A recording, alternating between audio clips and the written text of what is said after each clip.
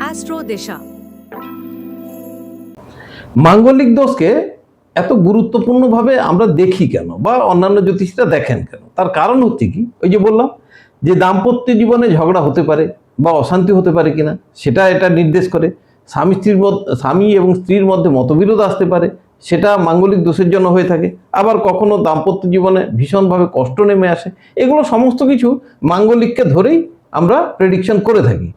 কিন্তু এর ব্যতিক্রম আছে, কারণ কি আপনারা নিশ্চয়ই জানেন আমি কিন্তু কৃষ্ণমূর্তি সিস্টেম অনুসারেই কথা বলি বা কৃষ্ণমূর্তি সিস্টেম অনুসারে পথ চলার চেষ্টা করি। যেটা বলছি এটা কিন্তু ট্র্যাডিশনালে আরও কিছু ব্যাপার থাকে, যেমন মাঙ্গলিক দোষ কাটানো যায়। মাঙ্গলিক দোষকে কাটানো যায় কখন কাটানো যায় না, যখন বিধান আছে যে যদি মঙ্গল মেষ অর্থাৎ মেষ রাশি মানে মঙ্গল তার নিজের ঘরে থাকে বা মঙ্গল মকরে থাকে, তাহলে সেক্ষেত্রে মাঙ্গলিকের এফেক্ট ততটা নেই। কেন নেই, কি জন্য নেই সেটা পরে ব্যাখ্যা করবো, বা থাকলেও সেটা পরে আমি ব্যাখ্যা করব। আবার মঙ্গল উচ্চ রাশি মানে মকরে যদি থাকে তাহলে এফেক্ট থাকবে না। আবার বৃহস্পতি বা শুক্রের দৃষ্টি যদি থাকে, বন্ধু বৃহস্পতি বা শুক্রের দৃষ্টি থাকে তাহলে মাঙ্গলিক এফেক্টিভনেস নেই। আবার যদি দুজনে মাঙ্গলিক হয়, অর্থাৎ স্বামী এবং স্ত্রী দুজনেই যদি মাঙ্গলিক হয়, তাহলেও তার এফেক্টিভনেস থাকে না। এটা হলো ট্র্যাডিশনাল জ্যোতিষী বা ট্র্যাডিশনাল মতামত। আবার প্রতিকারের ক্ষেত্রেও বলা আছে যে হনুমান পুজো করো, শিব পূজা করো, বা মঙ্গলবার উপবাস করো, বা মঙ্গল শনি যজ্ঞ করো। আবার কেউ কেউ মঙ্গলের পাথর পরিয়ে দেন, রেড কোরাল, তো ইত্যাদি বিভিন্ন রকম প্রতিকারও হয়। এবং তাতে আমি জানি না মঙ্গল অন্য ঘরে চলে যায় কিনা, বা মঙ্গল চুপচাপ বসে থাকেন কিনা, আমি সেটা জানি না। তো এইরকম বিবিধ মতামত আছে। আজকে ঘটনাটা সত্যিকারের কি এবং তার এফেক্টিভনেস কতটা, এবং আপনার জীবনে সেই এফেক্টিভনেস অর্থাৎ যেটা হবে সেটা কখন ঘটবে, তাকে প্রতিরোধ করা যায় কিনা, বা সেটাকে কিভাবে সামলাতে হবে, সমস্ত কিছুটা আজকে ডিটেলসে আলোচনা করব।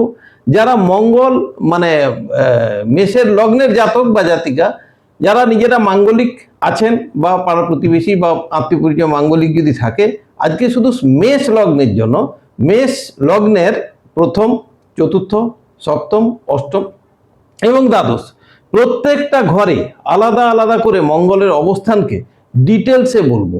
সঙ্গে থাকুন, ভালো লাগবে। তাহলে শুরু করি আজকে।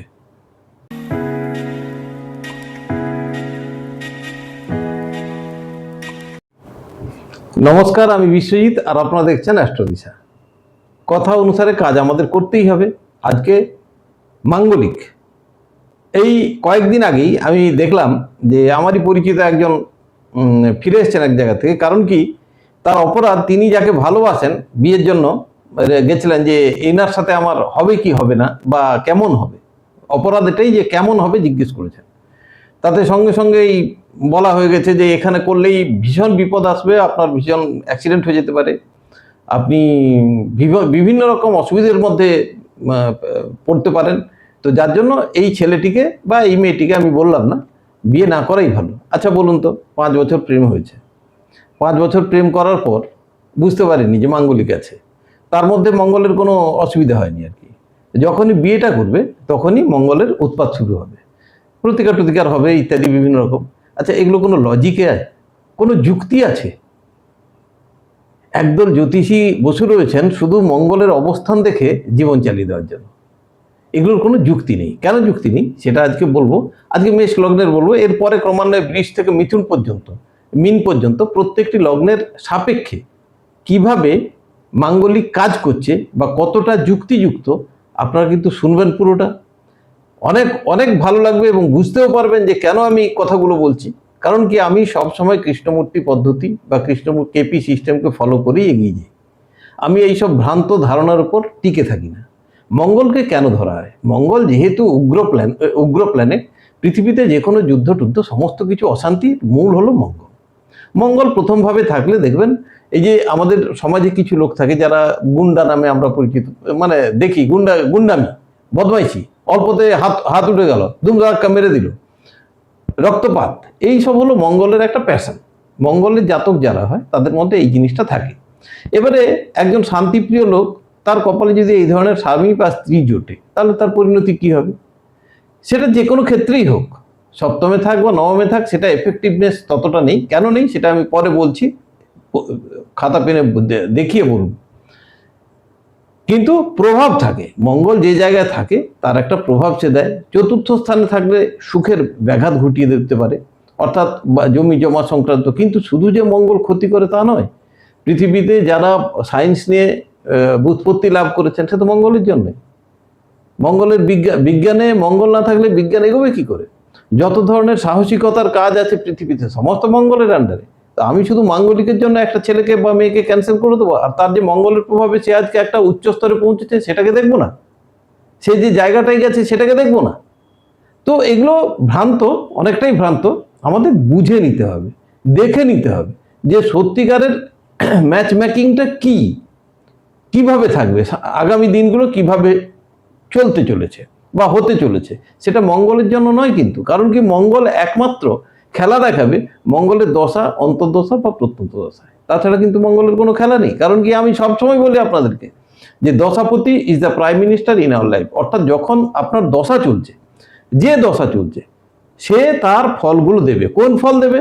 না, সে যে ঘরে বসে রয়েছে, যে নক্ষত্রে বসে রয়েছে, তাদের যে নিজস্ব ঘর এবং তারা যেখানে অকুপাই করে বসে রয়েছে সেই ঘর, সম্মিলিত ঘরের যে ফলগুলো হয় সেই ঘর মিলিয়ে কিন্তু ঘটনাটা ঘটে।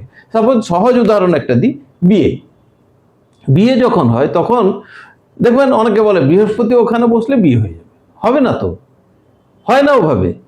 কারণ কি বিয়ে হওয়ার জন্য দ্বিতীয় ভাবের দরকার হয়, অর্থাৎ ফ্যামিলি বৃদ্ধি ঘটবে। বিয়ে মানেই ফ্যামিলি বৃদ্ধি ঘটছে, দ্বিতীয় ভাবের বৃদ্ধি ঘটবে।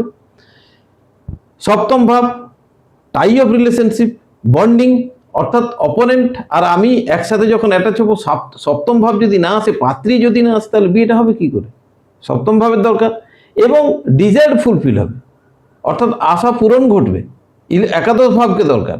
এই তিনটে ভাব হলে বিয়ে ঘটে, তাছাড়া বিয়ে হবে না। এবারে আপনার দশাপতি দ্বিতীয় ভাবের সাথে যুক্ত, 7 আর 11-র সাথে যুক্ত নেই, হবে না। অন্তর্দশা আসা পর্যন্ত অপেক্ষা করতে হবে। বা অন্তর্দশা এলো, 2-7 এলো, একাদশ আসছে না, তাহলে তা প্রত্যন্ত দশায় হতে পারে অথবা পরের অন্তর্দশায় হতে পারে। এটা ক্যালকুলেশনের বিষয়, কোনো অসুবিধা নেই। কিন্তু শুধু অমুক জায়গায় বসে থাকলে আপনি মাঙ্গলিক হয়ে গেলেন আর আপনার ভীষণ ক্ষতি হতে চলেছে, সাবধান হয়ে যান। এই ধারণা থেকে আপনারা প্লিজ প্লিজ বেরিয়ে আসুন। এই সেকেলে বস্তা পচা জিনিস ভয় দেখানো থিওরি থেকে বেরিয়ে আসুন, সাহস সঞ্চয় করুন। নিজেকে জানবেন যে আপনি একমাত্র আপনার ভাগ্য নিয়ন্ত্রক। ভাগ্য আপনার হাতেই বাঁধা রয়েছে, সেটাকে বিশ্বাস করুন। আপনার অ্যাক্সিডেন্ট যোগ আছে, একদম যোগ আছে, আপনি মানুন, সাবধানে চলুন, সন্তর্পণে চলুন। হতেই পারে অ্যাক্সিডেন্ট, মানুষ মাত্রই অ্যাক্সিডেন্ট হতে পারে, যে কোনো সময় হতে পারে। ভয় পাবেন না। ভয়, আপনার ভয় জ্যোতিষীদের ইনকামের রাস্তা প্রশস্ত করে। ফলে ভয় নয়, আমরা আজকে ভয়হীন হয়ে সমস্ত প্রোগ্রাম শুনবো এবং সমস্তটা বুঝবো এবং সেই মতো পদক্ষেপ নিব। এই অঙ্গীকার থেকে আমরা কিন্তু এই প্রোগ্রাম চালাচ্ছি।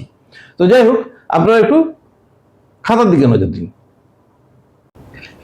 এটা হলো রাশি চার্ট।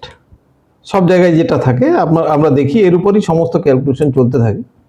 তো এখানে আমরা জানি ওপরে হলো মেষ লগ্ন, মেষ, তারপরে বৃষ, মিথুন, কর্কট, সিংহ, এইভাবে রয়েছে। আমরা মাঙ্গলিক নিয়ে আলোচনা করছি। মেষ লগ্ন একদম এখানেই থাকবে। তাহলে মঙ্গল কোন কোন জায়গায় বসলে তাকে মাঙ্গলিক ধরা হচ্ছে? না, প্রথম জায়গা হলো মঙ্গল এখানে বসতে পারে, 1 অর্থাৎ লগ্ন। তারপর চতুর্থ, এটা 2, 3, 4, চতুর্থ যদি এখানে মঙ্গল বসে থাকে তাহলে মাঙ্গলিক। আবার সপ্তমে এলে মাঙ্গলিক, অষ্টমে এলে মাঙ্গলিক, আবার দ্বাদশে গেলে মাঙ্গলিক। অর্থাৎ এই সমস্ত জায়গাগুলোকে আমরা মাঙ্গলিক ধরি। এইবারে যদি মঙ্গল নিজেই লগ্নপতি এবং অষ্টমপতি, দুটোই মঙ্গলের নিজস্ব ঘর, তাহলে মঙ্গল এই জাতকের, বাকি কানেকশন পরে দেখব, শুধু মঙ্গলের কানেকশনে মঙ্গল নিজে 1-8-এর কানেকশন। অর্থাৎ 1-8 মানে কি, ভীষণভাবে টেনশন বা দুশ্চিন্তার মধ্য দিয়ে এই জাতক জীবন কাটাবে। কখন?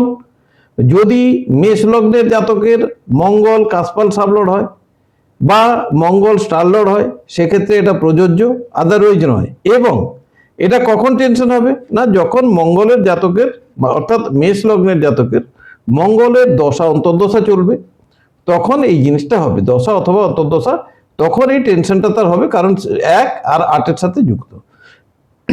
এইবারে 1-8-এ টেনশন, আবার দেখুন, ধরা যাক মঙ্গল বসে রয়েছেন এখানে, অর্থাৎ মঙ্গল নিজের ঘর কোনটা কোনটা 1 এবং 8 বসছে 7-এ, অর্থাৎ এই ঘরটায় মঙ্গল অবস্থান করছেন। তাহলে হবে কি 1, 8 এবং 7, তাতে কি হয় না নিজের দ্বারা অনেক সমস্যা তৈরি হবে, অর্থাৎ লিটিগেশন বা সমস্যা তৈরি হবে, মাথার ব্যালেন্স হারিয়ে অর্থাৎ উত্তেজিত হয়ে গিয়ে অনেক সমস্যা নিজেই তৈরি করে বসবে।